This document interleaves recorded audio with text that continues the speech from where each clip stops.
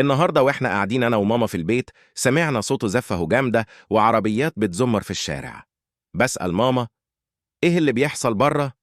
قالت لي: دول شكلهم العرسان الجداد اللي هيسكنوا في الشقة اللي تحتنا. قومي نزغردلهم شوية.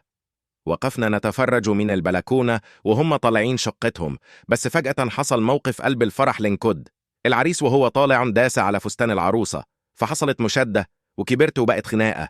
وفجأة العريس فقد أعصابه وقال لها: انت نسيه نفسك؟ أنا جايبك من الشارع. ورمى عليها يمين الطلاق قدام الكل. أهل العروسة اتنرفزوا وقالوا: احنا هناخد بنتنا وعفشها ونمشي. بس العريس قفل الباب عليهم ومرضيش يفتحوا. راحوا مكسرين الباب بالعافية، والعروسة دخلت معاهم، جمعوا العفش كله ومشيوا بيه. والعريس واقف مش مصدق اللي بيحصل. وفي الآخر العروسة مشيت مع أهلها والعريس مشي هو وناسه. بس الكارثة لسه ما بدأتش.